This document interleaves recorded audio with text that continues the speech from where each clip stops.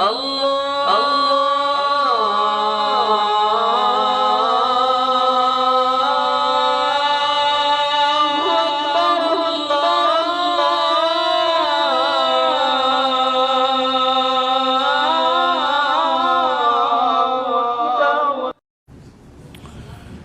اللہ کے نام سے جو بڑا مہربان اور نہایت ہی رحم کرنے والا ہے۔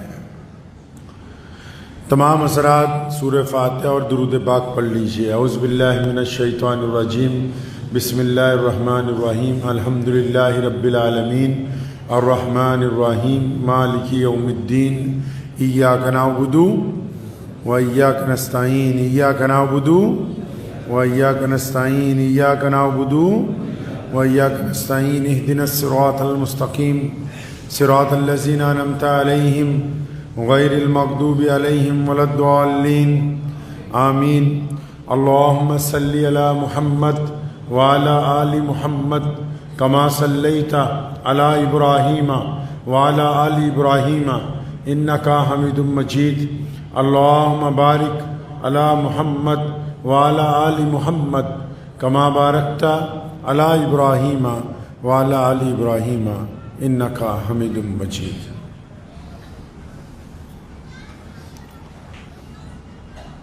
حالات کے قدموں پہ کلندر نہیں گرتا،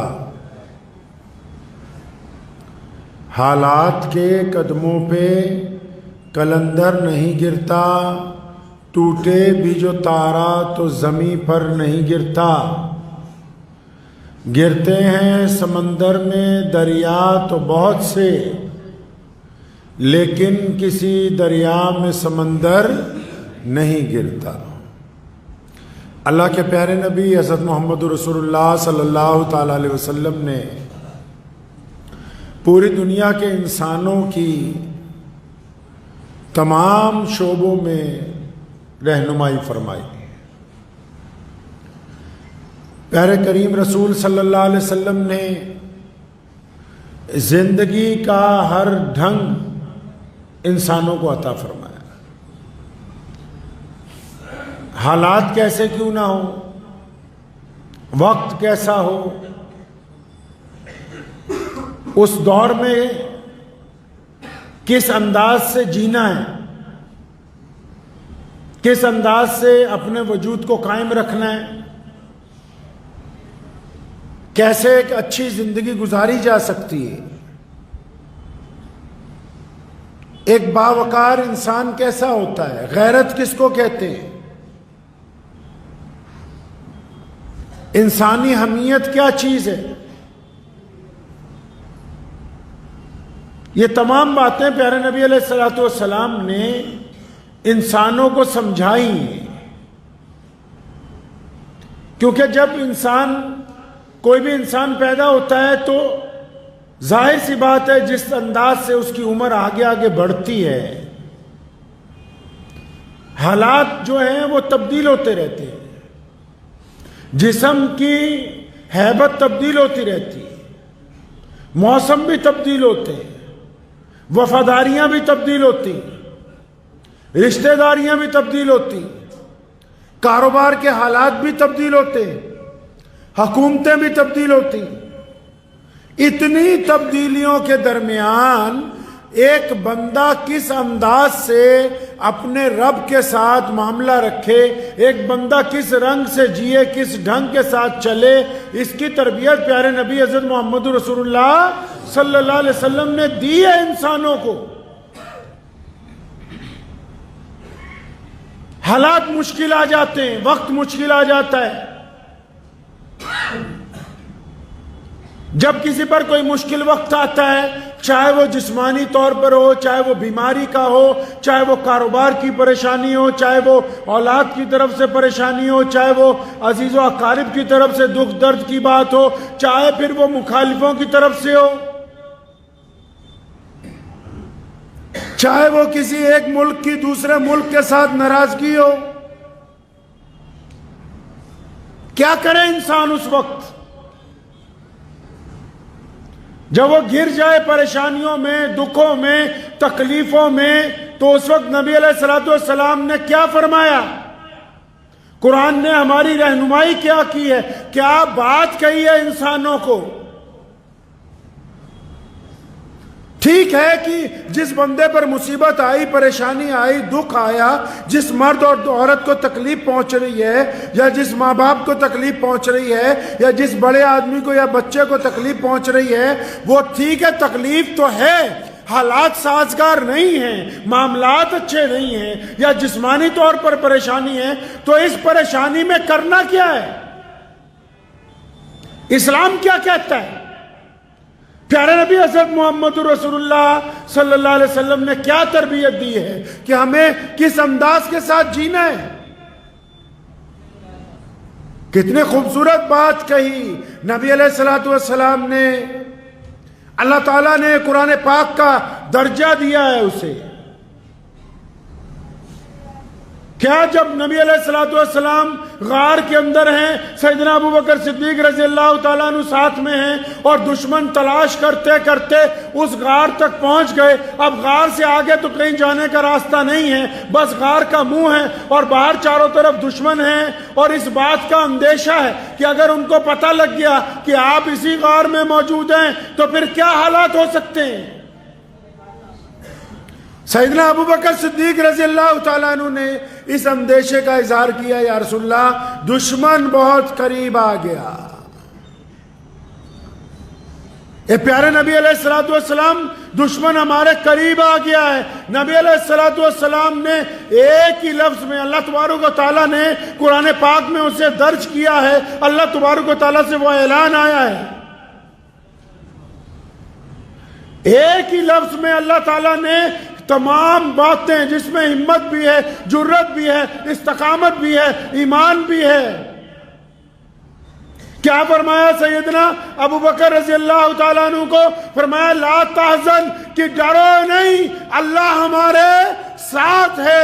ان جملوں نے نبی علیہ السلام کی، یہ جو جملے اللہ تبارک و تعالیٰ سے طرف سے آئے ہیں، ان الفاظات نے دنیا کے تڑپتے ہوئے انسانوں کو، دنیا کے دکھی انسانوں کو، دنیا کے پریشان لوگوں کو، اور دنیا میں خوفزدہ لوگوں کو، دنیا میں ڈر گئے لوگوں کو بس ایک حوصلہ دے دیا، اور کیا بتایا اللہ نے کہ گھبراؤ نہیں، گھبراؤ نہیں مشکل وقت میں۔ کتنی بڑی بات ہے۔ آج اگر کسی پر مشکل آتی ہے وہ کیا کرتا ہے؟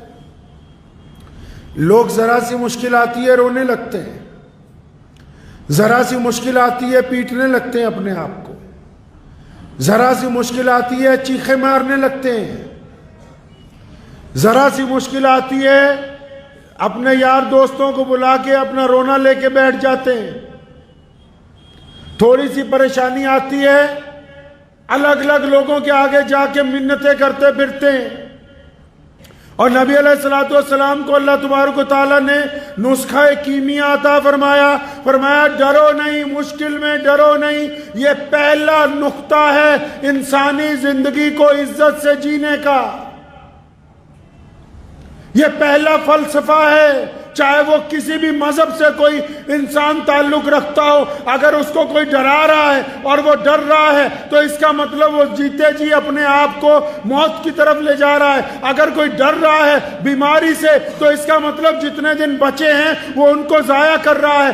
اگر کوئی ڈر رہا ہے کاروبار سے تو اس کا مطلب جو ترقی کی منازل طے کرنی ہے وہ اس کو ڈبونے کی طرف لے جا رہا ہے۔ اگر کوئی ڈر رہا ہے اپنی اولاد کو سدھارنے سے تو اس کا مطلب وہ ان کو جہنم کی طرف دھکا دے رہا ہے۔ اللہ تبارک و تعالیٰ نے دو ٹوک فرمایا کہ میرے پیارے نبی علیہ السلام آپ گھبرائیں نہیں، آپ ڈریں نہیں، کیونکہ اللہ کی ذات آپ کے ساتھ ہے، اور یہ کائنات کا دستور ہے کہ جن لوگوں کے ساتھ رب ہوتا ہے دنیا والے ان کا کچھ بگاڑ نہیں سکتے۔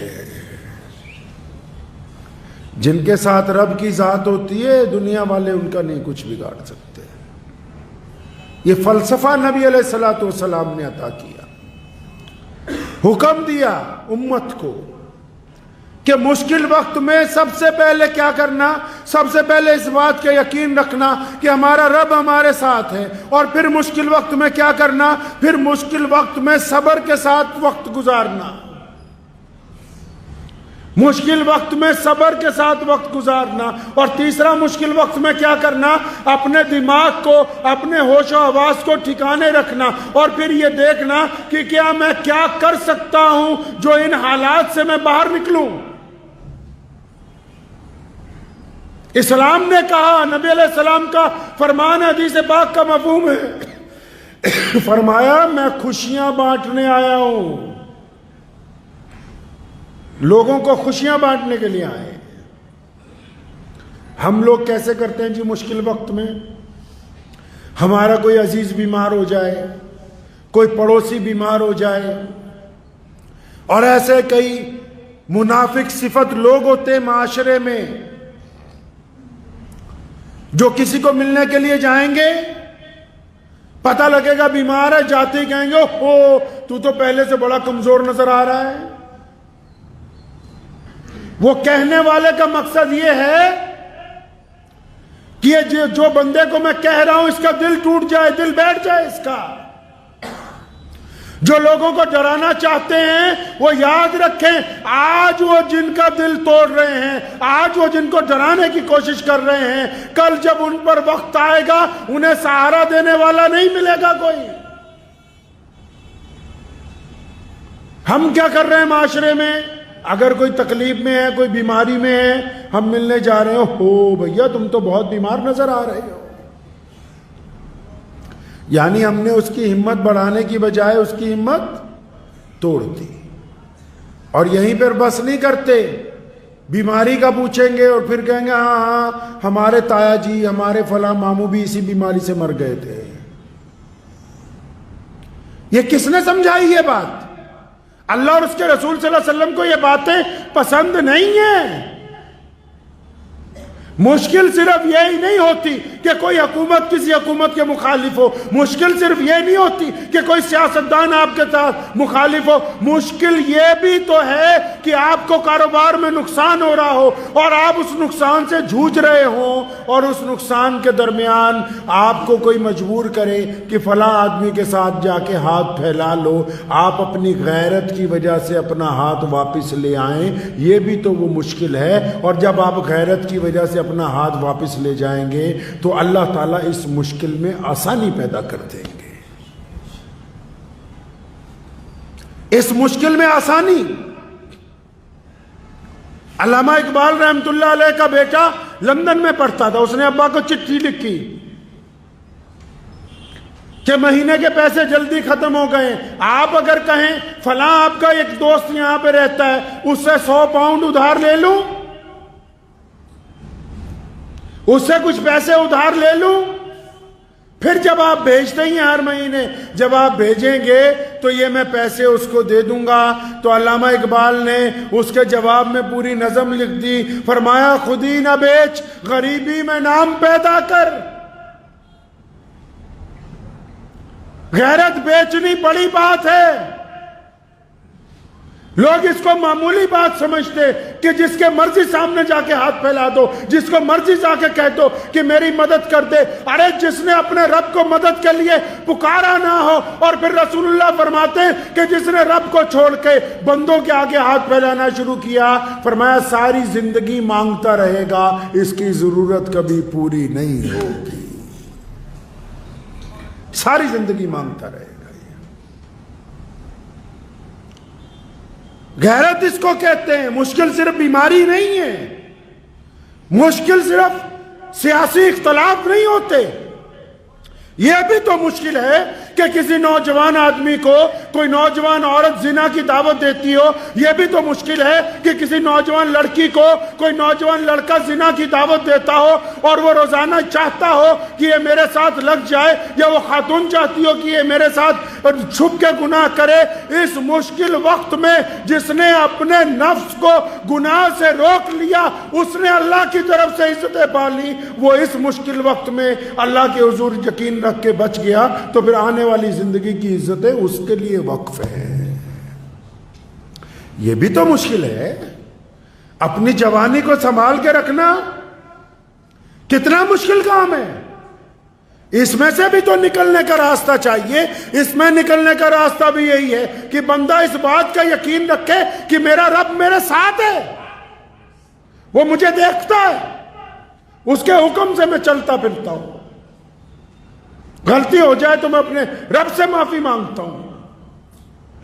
صرف یہی مشکل تھوڑی، مشکل تو یہ بھی ہے کہ لقمہ حرام سامنے پڑا ہے، رشوت کے سامنے پیسے پڑے ہیں، سامنے سے آفر آئی ہوئی ہے کہ اتنے پیسے لے لو، یہ غلط کام کر لو، کوئی دیکھنے والا نہیں ہے، کوئی پوچھنے والا نہیں ہے، اور چپ چاپ وہ سرمایہ لیا جا سکتا ہے۔ یہ بھی تو مشکل ہے کہ جب بندہ اس مشکل میں پھنستا ہے اور پھر ایمانداری سے رشوت کے پیسے ٹھکرا دیتا ہے اور ایمانداری سے رشوت کے پیسے چھوڑ کے سچے کام کے اوپر دستخط کرتا ہے، دنیا کے چاہے وہ پیسے اس کو ٹھوکر مار دے، لیکن پھر جو اللہ کی طرف سے اس کو عزتیں عطا ہوں گی، پھر اپنے رب کی طرف سے جو اس کو انعام ملے گا، اس کا وہ اندازہ نہیں لگا سکتا ہے۔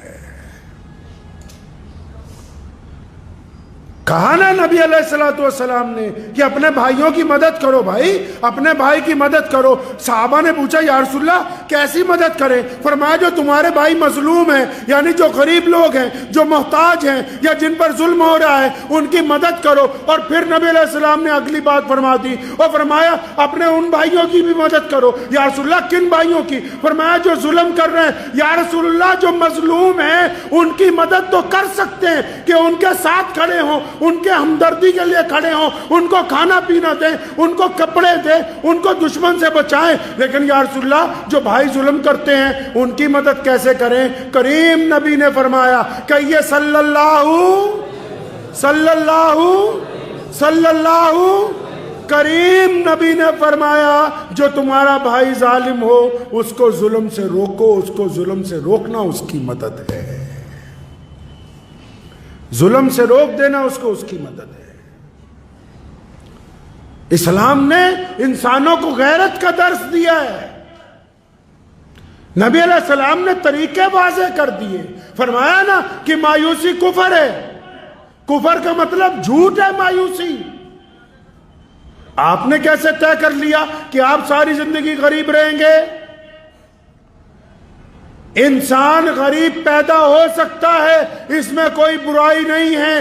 انسان بنا پڑھا لکھا پیدا ہوتا ہے، اس میں کوئی برائی نہیں ہے۔ انسان بہت زیادہ لہیم شہیم نہیں ہوتا، اس میں کوئی برائی نہیں ہے۔ لیکن اگر وہ 60 سال 70 سال گزارنے کے بعد بھی غریب ہے، ان پڑھ ہے، جاہل ہے، تو اس میں اس کا خود کا قصور شامل ہے، خود کا قصور شامل ہے اس کا۔ کس نے کہا کہ آپ عزت نہیں پا سکتے؟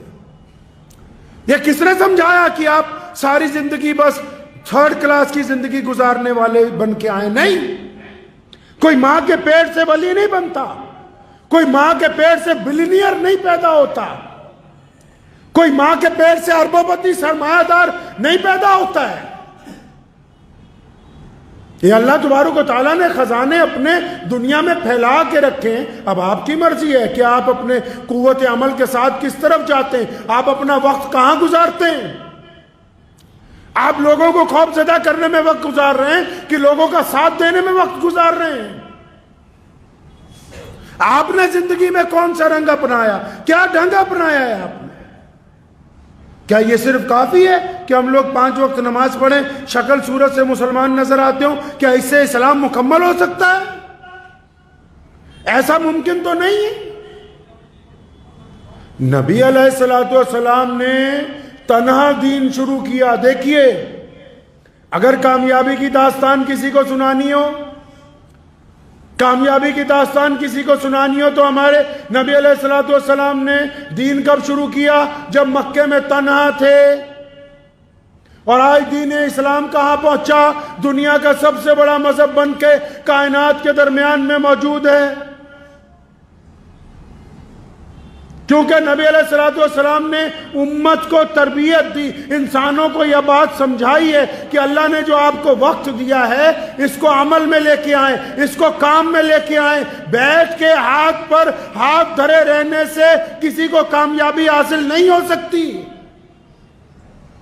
اور پھر وہ لوگ جو کہتے ہیں کہ ہم کامیابی کی طرف تو جانا چاہتے ہیں، لیکن کچھ لوگ ہماری ٹانگیں کھینچتے ہیں، کچھ لوگ آ کے ہماری برائی کرتے ہیں، کچھ لوگ آ کے ہمارا حوصلہ توڑنا چاہتے ہیں۔ ارے بھائی اچھی طرح اس بات کو سمجھ لیجئے، اس بات کو اچھی طرح سمجھ لیجئے۔ سیدنا بلال رضی اللہ تعالیٰ عنہ گھر پہنچے، مکے میں تھے، روزانہ مار کھا کے آتے تھے بازار سے، رات کو شام کو جب گھر پہنچے تو اماں نے کہا بلال میرے بچے ہم لوگ مکہ چھوڑ کے جائیں گے، کہیں اور جائیں گے۔ بڑے حیران ہوئے۔ نبی علیہ السلام کے صحابی ہیں نا، اپنی ماں کو دونوں کندھوں سے پیار سے پکڑا اور پوچھا اماں جی آپ کو یہ بات کس نے سمجھائی ہے؟ پتا تھا نا کہ ماں تو میری ہی ماں ہے، بندے کو اپنی ماں جس طرح اور باپ کو اور ماں کو اولاد کا پتا ہوتا ہے، اولاد کو بھی تو ماں باپ کا علم ہوتا ہے کہ ان کا مزاج کیسا ہے۔ تو اماں آپ تو کبھی ایسی بات نہیں کرتی تھی کہ مکہ چھوڑ کے چلے جائیں گے، آپ کو یہ کس نے بات سمجھائی؟ تو کیا کہا سیدنا بلال رضی اللہ عنہ کی امی نے؟ فرمایا میرے بیٹے آج ابو جہل آیا تھا گھر پہ۔ ابو جہل کس کے گھر گیا؟ سیدنا بلال رضی اللہ تعالیٰ عنہ کے۔ فرمایا آج ابو جہل آیا تھا۔ کون ہے ابو جہل؟ مکے کا گورنر ہے، چودھری ہے مکے کا۔ فرمایا عتبہ بھی تھا ساتھ میں، ولید بھی تھا۔ اچھا یہ بڑے بڑے شہزادے سارے ہی؟ اماں یہ تو ہمیں انسان بھی نہیں سمجھتے، یہ تو کہتے ہیں بلال کالا ہے، بلال حبشی ہے، بلال کے موٹے موٹے ہونٹ ہیں، بلال کو تو اختیار نہیں کہ ہمارے برابر سے چل کے نکل جائے اس پگڈنڈی کے اوپر جس پر ہم چلتے ہیں۔ اماں یہ سب لوگ ہماری جھونپڑی پر آئے تھے؟ ہاں بیٹا یہ سب لوگ ہماری جھونپڑی کے دروازے پہ آئے اور انہوں نے آ کے آج مجھ سے درخواست کی ہے۔ کیا کی ہے؟ آج دھمکی نہیں دی، دھمکیاں تو کئی سال سے دے رہے تھے، آج آ کے درخواست دی ہے کہ اپنے بیٹے کو لے کے یہاں سے چلے جا۔ یہ روز سڑکوں پہ محمد الرسول اللہ کا نام لیتا ہے، ہم تو پریشان ہو گئے اس کو مار مار کے، یہ تھکتا ہی نہیں، بس تو اسے مکے سے لے جا۔ حضرت بلال نے اپنی ماں کو کندھوں سے پکڑا، فرمایا اماں جی اللہ اکبر، اس کا مطلب کہ ابو جہل نے، ان مشرکین نے ہماری طاقت کو تسلیم کر لیا ہے۔ آپ نیکی کا کام کر رہے ہیں، آپ کوئی اچھا کاروبار چلا رہے ہیں، آپ کسی غریب کی مدد کرنے جا رہے ہیں، آپ کسی بھوکے کو کھانا کھلانے جا رہے ہیں، آپ کسی ان پڑھ کو پڑھانے کے لیے جا رہے ہیں، آپ کوئی نیکی کا کام کرنے جا رہے ہیں، اور پھر یہ جو 3-4 لوگ بیٹھ کے آپ کے خلاف بکواس کر رہے ہیں، اس کا مطلب ساری دنیا میں سے ان 3-4 نے مان لیا کہ آپ ان سے بہتر کام کر رہے ہیں۔ وہ تو اس بات کی گواہی دے رہے کہ تو اب اچھے کام پہ لگ گیا ہے۔ آپ کو کس نے کہا کہ آپ اپنا دل چھوڑ دیں؟ مخالفت بھی تو اسی کی ہوگی جس میں کوئی بات ہوگی کائنات میں۔ جہاں سے سورج نکلتا ہے، جہاں ڈوبتا ہے، پوری دنیا میں جو بڑے بڑے، آپ فرانس میں جائیں، نبی علیہ السلام کے خلاف نعوذ باللہ کتنی بار کارٹون بنایا۔ ارے اللہ کے بندے، رسول اللہ صلی اللہ علیہ وسلم مکے میں پیدا ہوئے، رسول اللہ مدینہ منورہ میں آرام فرما ہے، فرانس والوں کو کیا تکلیف ہو گئی؟ پتہ یہ لگا کہ وہاں کی جو گندگی تھی، وہاں میں جو سماج کے اندر لوگوں کے ساتھ برائیاں تھیں، وہاں کے معاشرے میں جو عورت کی بے حرمتی تھی، وہاں کے معاشرے میں جو ایک دوسرے کی مخالفت تھی، رسول اللہ کا دین پہنچا ہے تو وہ چیزیں برائیوں سے اچھائیوں میں بدلنے لگی ہیں۔ اب جو برے ہیں ان کو تکلیف ہو رہی ہے۔ تو مشکل وقت میں لوگوں کی حوصلہ افزائی کرنے کی بجائے ان کی ہمت کو توڑنا یہ حرام ہے۔ قوموں کو یہ سمجھانا کہ تم کچھ نہیں کر سکتے، یہ حرام ہے۔ کسی کو یہ سمجھانا کہ تمہارے بس میں کچھ نہیں، تم ترقی نہیں کر سکتے، تم پڑھ نہیں سکتے، یہ حرام ہے۔ کسی کو یہ کہہ دینا کہ تیرا کام تو چل ہی نہیں سکتا، تو ساری زندگی ریڑھی لگائے گا، یہ حرام ہے کہنا۔ کسی کو کہنا کہ تیرا نکاح ہی نہیں ہو سکتا، تیرے بس کی بات ہی نہیں ہے کہ تو اچھی زندگی گزار سکے، یہ حرام ہے۔ کیا حلال حرام صرف نماز میں ہی ہوتا ہے؟ نبی علیہ السلام نے زندگی جینے کے ڈھنگ عطا کیے، تبھی تو کسی نے کہا نا کہ حالات کے قدموں پہ کلندر نہیں گرتا.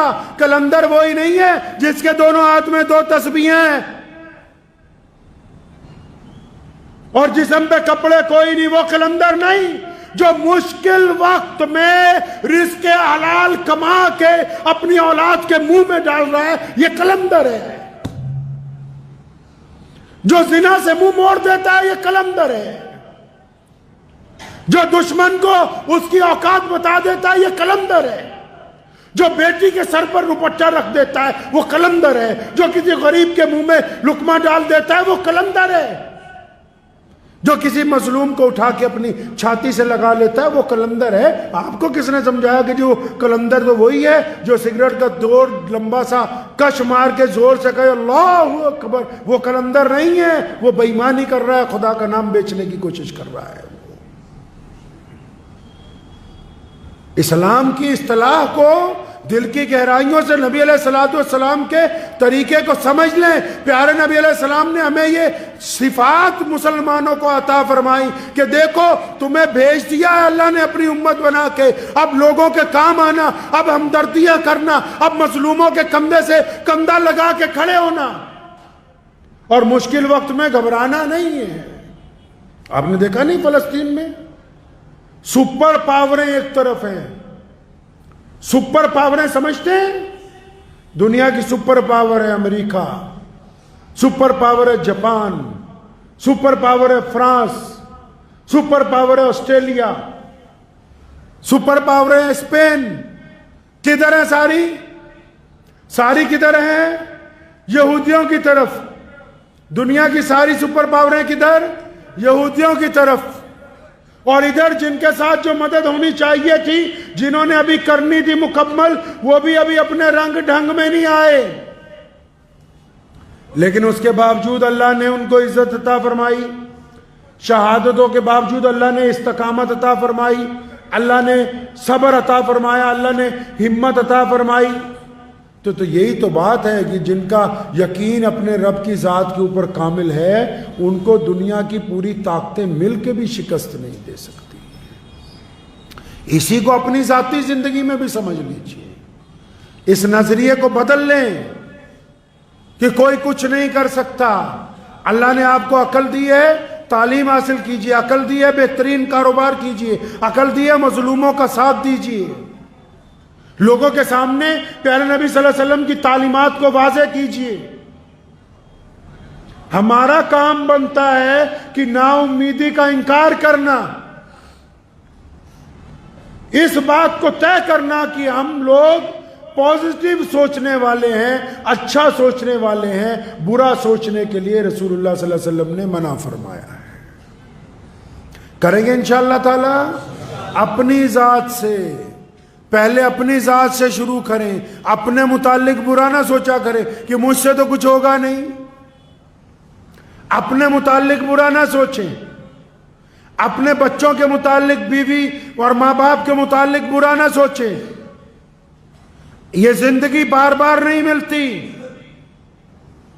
اور اللہ نے جو عطا کی ہے اس کو لوگوں کی خدمت میں لگائیں. اور جب کسی کی خدمت کرنے لگے، جب کسی کی مدد کرنے لگے، تو مذہب کی اینک لگا نہ لینا. یہ نہ سمجھنا کہ کون مسلمان ہے، کون ہندو ہے، کون سکھ ہے، کون عیسائی ہے، کون دلت ہے، کون بودھی ہے. مدد کرتے وقت اینک نہ لگا لینا مذہب کی.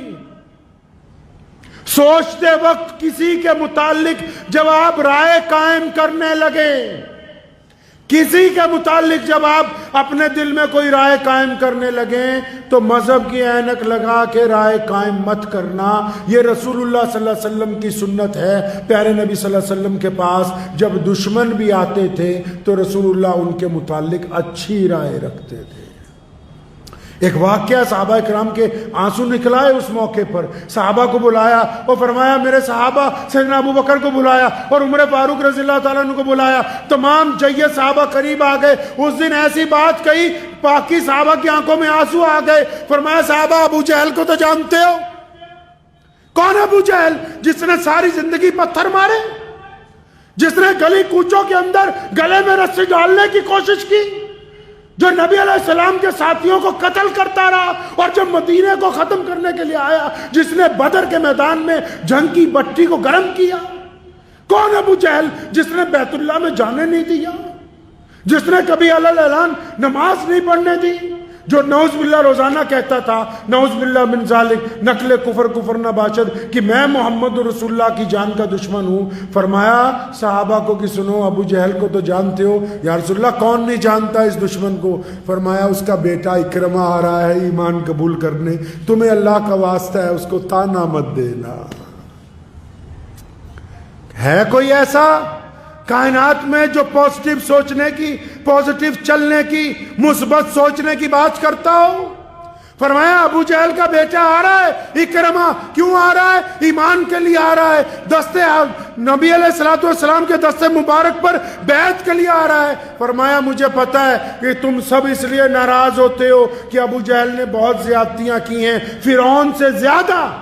حدیث پاک میں لفظ ہے، فرمایا ہر امت میں ایک فرعون ہوا، میری امت کا فرعون ابو جہل ہے اور اس نے فرعون سے زیادہ ظلم کیا ہے۔ لیکن جب اس کا بیٹا ایمان قبول کرنے آ رہا ہے تو پیشگی اپنے ساتھیوں کو کیا فرما رہے ہیں کہ ابو جہل کا بیٹا آ رہا ہے، اس کو تانا مت مار دینا۔